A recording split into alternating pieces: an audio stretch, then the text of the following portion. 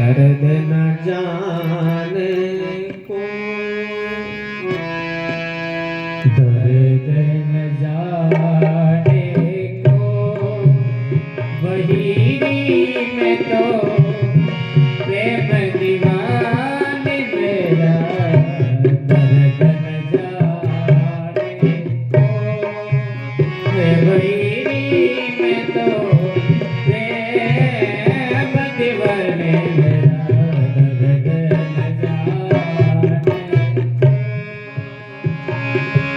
दर्द न जाने, मरम न जाने, दर्द न जाने, मरम न जाने, दर्द न जाने को, हे वैरी में तो प्रेम दीवाने मेरा।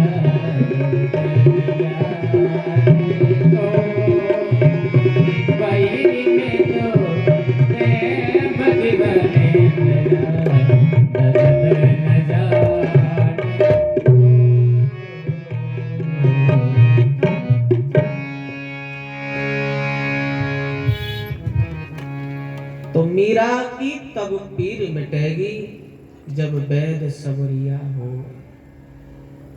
ये पीड़ा, ये बीमारी और इसका इलाज जब कोई संत वैद बन जाए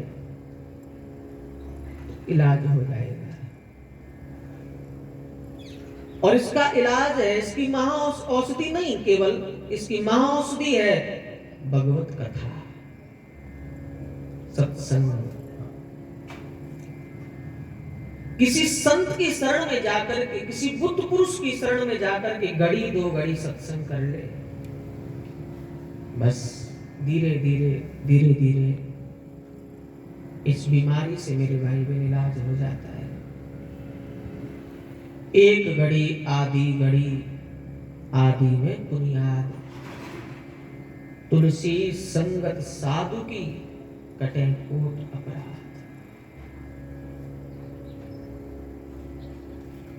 तो मेरे भाई बहन, कपट, छल और छिद्र, जब ये तीन निकल जाएंगे तो मन को विश्राम मिलेगा। मन को, अब देखिए, शांति नहीं है, विश्राम नहीं है, सब कुछ है, घर में जो चाहिए वो है, लेकिन फिर भी शांति नहीं। क्योंकि शांति घर में नहीं, शांति अंदर पड़ी है, शांति अंदर मिलेगी, विश्राम अंदर मिलेगा, सुख अंदर मिलेगा। घर में तो बहुत शांति है, लेकिन फिर भी हम अशांत हैं। क्यों? क्योंकि हमारी भीतरी शांति नहीं है, मन को शांति नहीं है। और हमें मन की शांति चाहिए। और मन शांत तभी होगा जब मन स्वस्थ होगा। बीमारी चले, थोड़ा देर सिर में दर्द हो तो चैन नहीं पड़ता है ना आदमी को, ना बोलने का मन करता है, ना किसी की बात सुनने का मन करता है, पड़े रहते हैं, बस चुप हो जाओ, कुछ नहीं कहना, कुछ नहीं सुनना, क्योंकि सिर में दर्द है, शांति नहीं है। इसी प्रकार मेरे भाई बहन, हमारे मन में भी कोई, जब तक कोई रोग है, कोई बीमारी है, मन जब तक बीमार है, स्वस्थ नहीं है, तब तक भीतरी शांति नहीं मिलेगी, भीतरी विश्राम, भीतरी आराम नहीं। भगवान ने सब कुछ दिया, सब है, लेकिन फिर भी शांति नहीं। तो इसका यही मतलब है कि मन स्वस्थ नहीं है अभी। मन को जरूरत है इलाज की, मन को जरूरत है उपचार की, और उसका उपचार है भगवत कथा, सत्संग उसका उपचार है। करते सत्संग, करते करते करते करते इसकी बीमारी दूर हो जाएगी और विश्राम, शांति, सुख मन को प्राप्त हो जाएगा। तो निर्मल मन जन सो मोहे पावा, भगवान की ये मांग रही हमसे कि तू कुछ मत कर, केवल अपने मन को निर्मल कर ले, विश्राम आराम भगवत प्राप्ति हो जाएगी निर्मल मन से मेरे भाई बहन। तो आओ,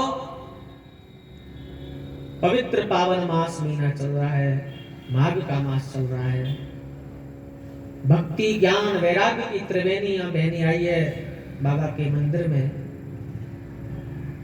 इस त्रिवेणी में मेरे भाई बहन, इस संगम में स्नान करें और अपने मन को शुद्ध करने का। देखिए, भगवत कथा से 3 वस्तु शुद्ध होती हैं, मन, वचन और कर्म। मन, वचन, कर्म, ये तीनों हमारी शुद्ध हो जाती हैं कथा से। तो मन, वचन, कर्म को शुद्ध करने का हम प्रयास करेंगे। आज तो कथा का पहला दिन है, कथा भी देरी से शुरू हुई है, ज्यादा समय आपका नहीं लेंगे, थोड़े समय में आइए, जो समय बचा है आज की कथा का थोड़ा क्रम उसको ले लूं। आप जानते हैं पहला दिन महात्मा का होता है, कोई भी कथा हो, राम कथा, शिव कथा, भागवत कथा, उसका महात्मा पहले दिन गाया जाता है। कोई भी वक्ता होगा कम समय में, छोटे समय में जिस ग्रंथ पर बोलने जा रहा है उसके महात्मा की चर्चा करेगा, करनी पड़ती है, ये व्यासपीठ की प्रवाही परंपरा रही।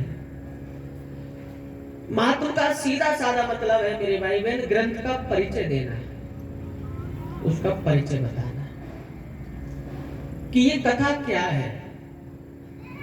कथा का परिचय देना पड़ता है पहले दिन।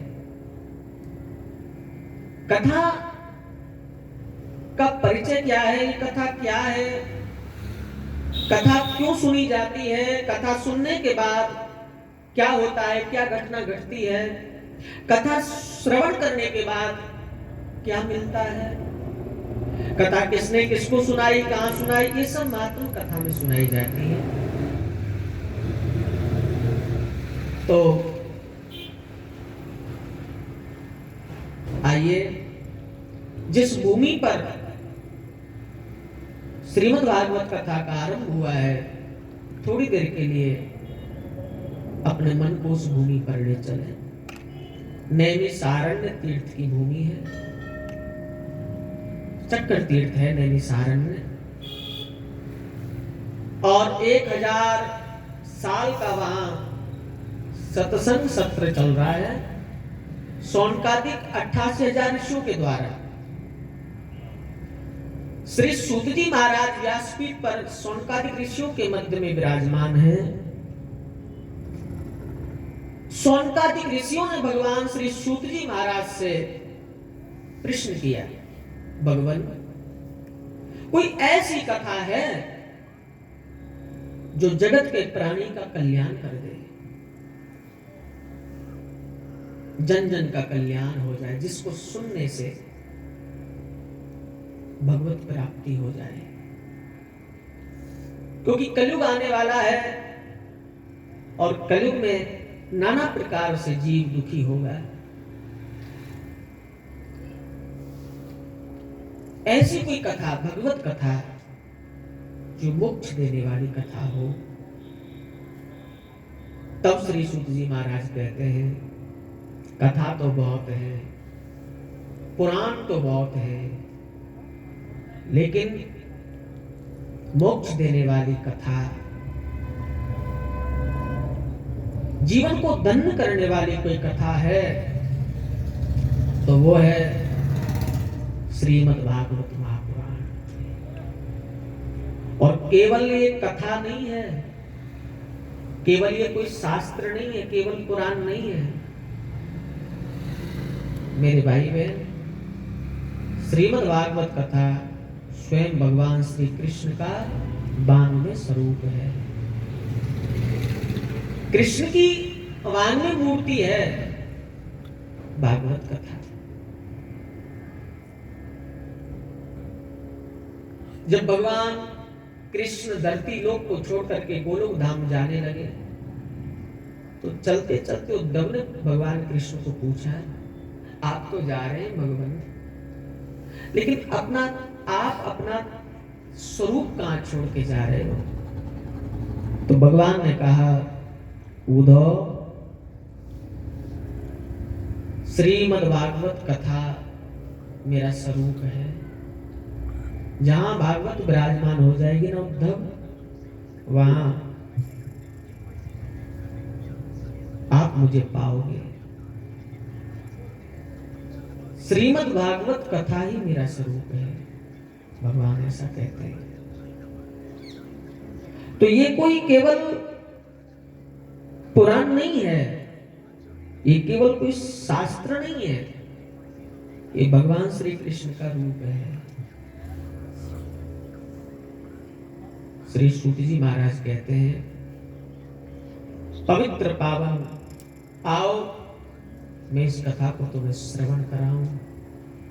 इस कथा से जन जन का, प्राणी प्राणी का कल्याण हो जाता है। ऐसी कथा है भागवत कथा। और जब भागवत कथा का सूत जी महाराज शुभारंभ कर रहे हैं, तो ध्यान देना, शुरुआत में नारद जी का चरित्र आया है भागवत में। नारद बाबा की कथा से शुरू हो रही है भागवत। नारद कौन है? नारद है संत, और संत होता है जो शुद्ध है, जो शुद्ध है, जो सत्य है, वही संत है, वही साधु है। तो भगवान की कथा सत्य से शुरू हो रही है, शुद्धि से शुरू हो रही है, नारद जी से शुरू हो रही है भागवत कथा। श्री सूत जी महाराज कहते हैं, एक बार नारद बाबा पृथ्वी पर घूमने आए, सभी तीर्थों में गए, हरिद्वार, कुरुक्षेत्र, प्रयागराज, काशी, गोदावरी, सभी तीर्थों में गए हैं। नारद जी यही सोच के आए कि संसार में सब लोग सुखी होंगे। गंगा यमुना बह रही है, धरती लोक में बड़े पवित्र पावन तीर्थ हैं, धर्म स्थल हैं, यहाँ के रहने वाले लोग कितने सुखी होते होंगे। मेरे भगवान ने एक बार नहीं अनेक बार यहां अवतार लिया है। इसी भाव को लेकर के यहाँ के दर्शन करने नारद जी आए। लेकिन जब धरती पर आए और सभी तीर्थों में जब घूमने गए, हरि क्षेत्रम कुरुक्षेत्रम श्रीरंग सेतु वंदनम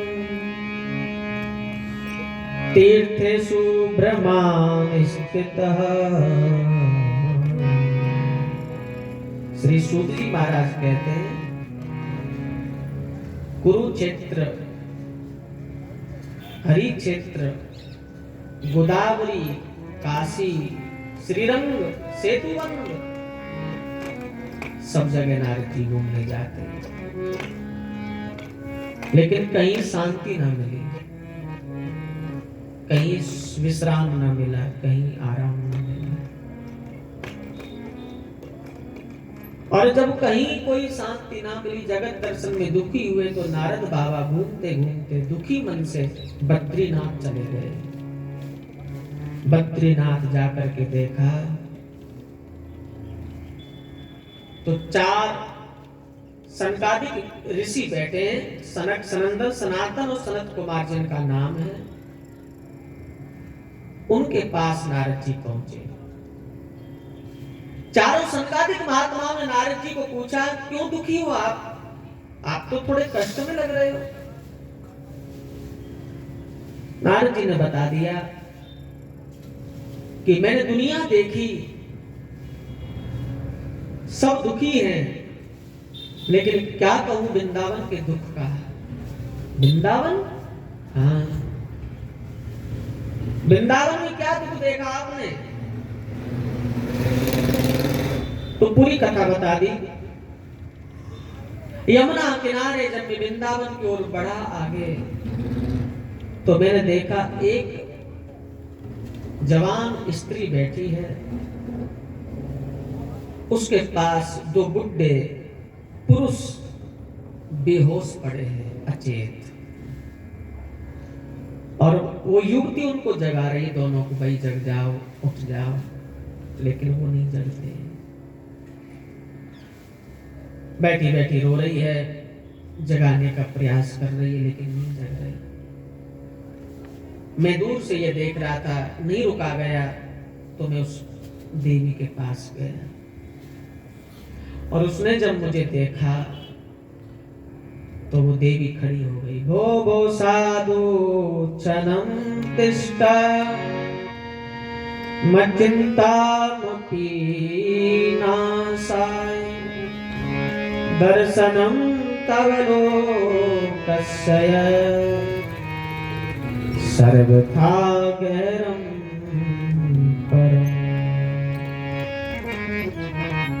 हे साधु, हे साधु, हे साधु, पधारो, आओ बाबा। भो भो साधु, बैठो। और नारद जी कहते मैं बैठ गया उस देवी के पास। मैंने पूछा आप कौन है, अपना परिचय मुझे बताएं। आप क्यों बैठी हैं, क्यों रो रही हैं आप? और आपके पास जो ये दो बूढ़े वृद्ध पड़े हैं, बेहोश पड़े हैं, ये कौन है? अपना परिचय बताओ। वद देवी सविस्तारम स्वस्य दुःखस्य कारणम। अपने दुख का कारण मुझे बताओ। और कहते हैं नारद जी कि मैंने जब उसे अपना परिचय पूछा उसका, तो उसने अपना परिचय मुझे बताया।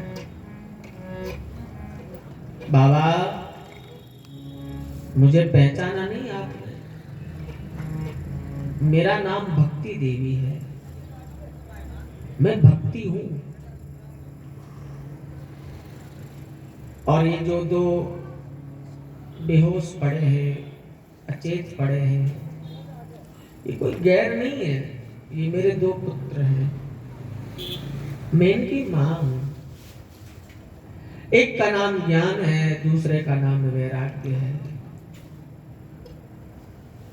भक्ति के दो पुत्र हैं मेरे भाई में, ज्ञान और वैराग्य।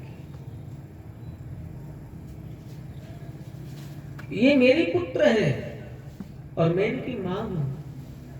मेरा नाम भक्ति है।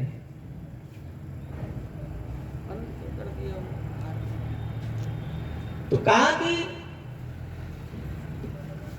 इनको मैं जगाने का प्रयास कर रही हूं, लेकिन ये जग नहीं रहे हैं। बहुत प्रयास कर रही हूं जग जाएं, उठ जाएं, लेकिन नहीं जग रहे।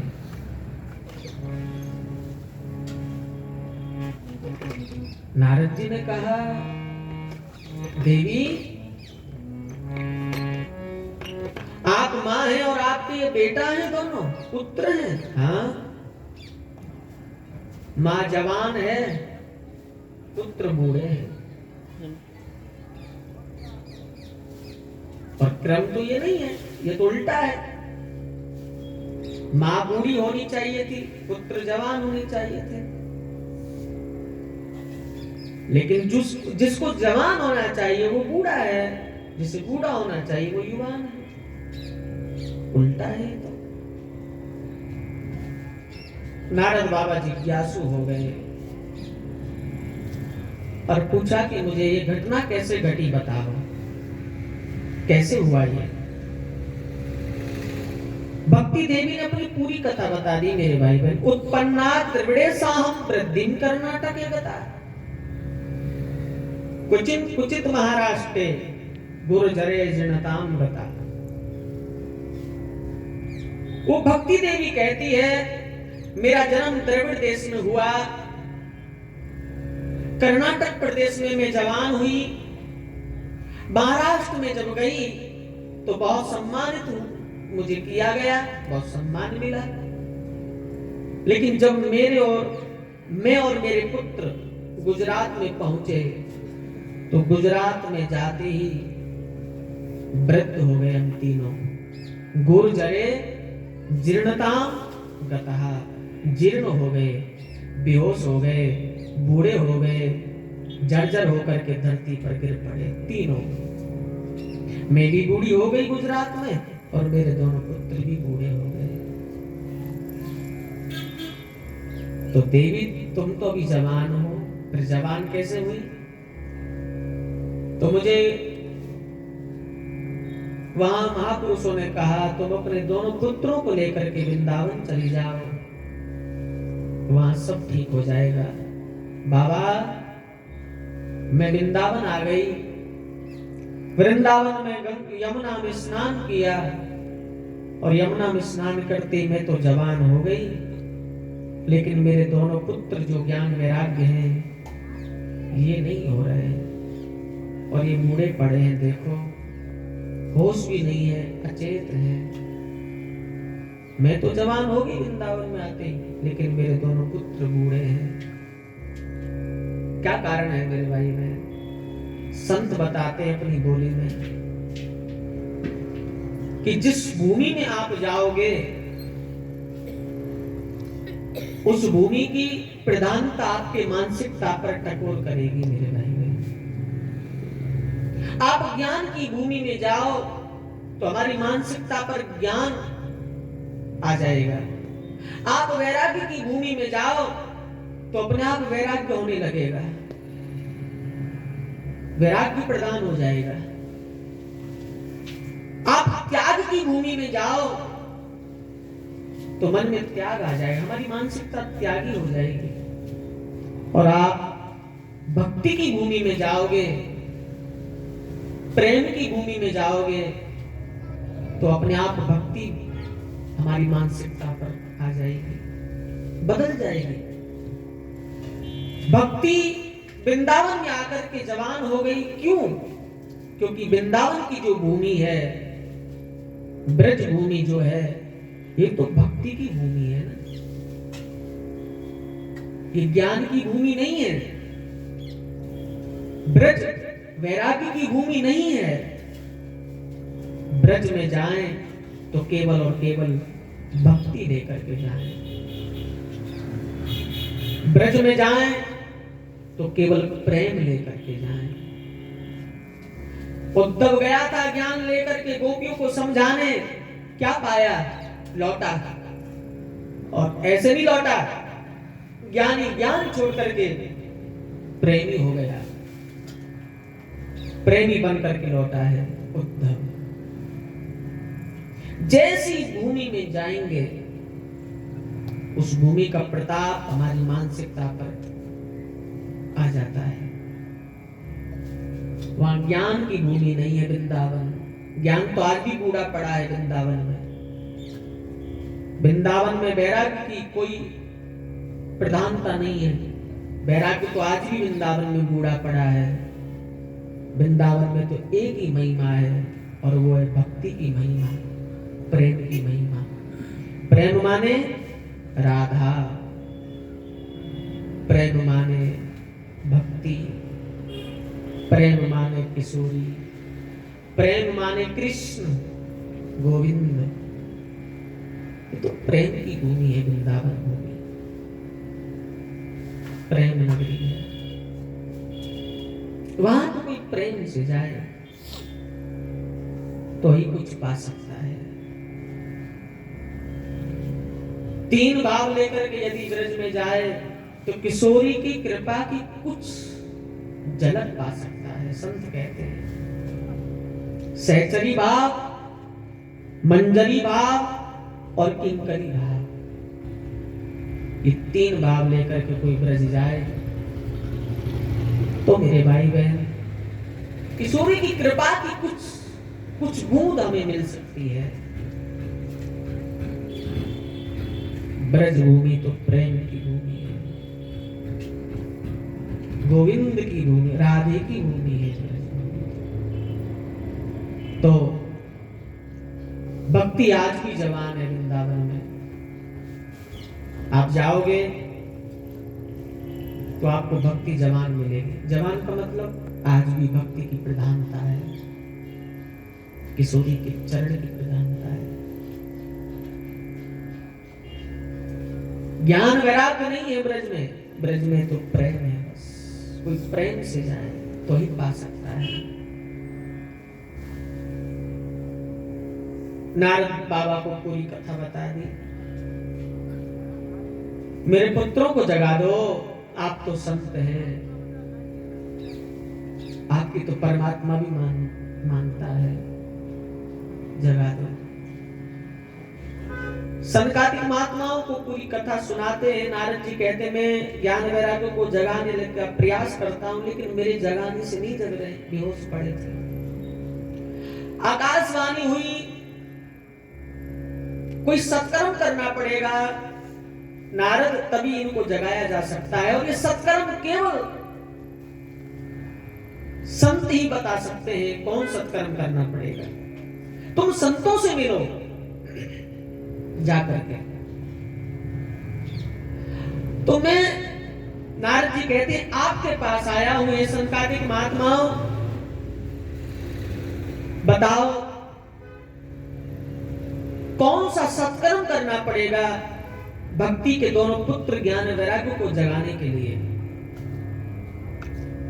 और जब जो बात कही सनकादिक महात्माओं ने, सनकादिक कहते हैं नारद बहुत सुलभ और सरल उपाय है ज्ञान भक्ति ज्ञान वैराग्य को जगाने का,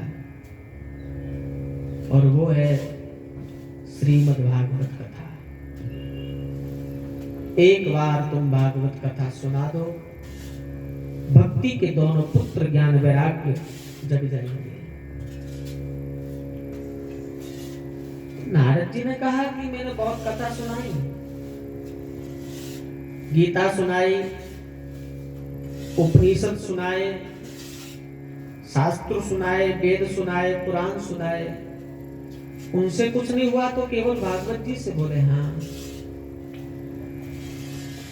एक बार तुम भागवत कथा सुना।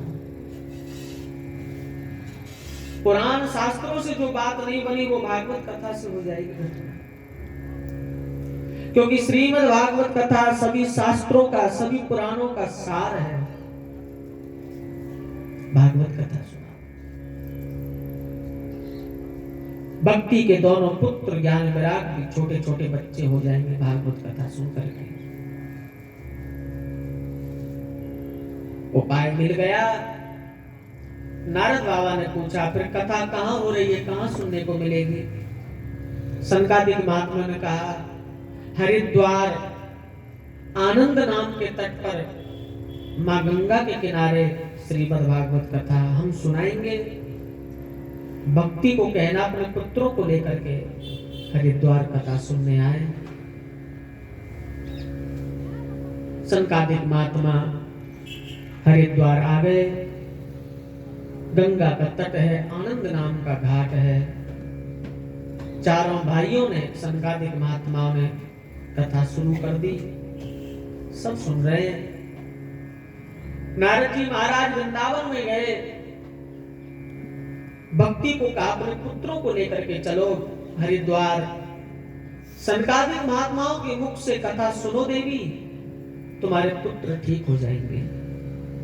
नारद जी कहकर के मेरे भाई बहन हरिद्वार कथा में जाकर के बैठ गए। और अब श्री वृंदावन धाम से भक्ति देवी अपने दोनों पुत्रों को अचेत अवस्था में लेकर के हरिद्वार के लिए चलती है।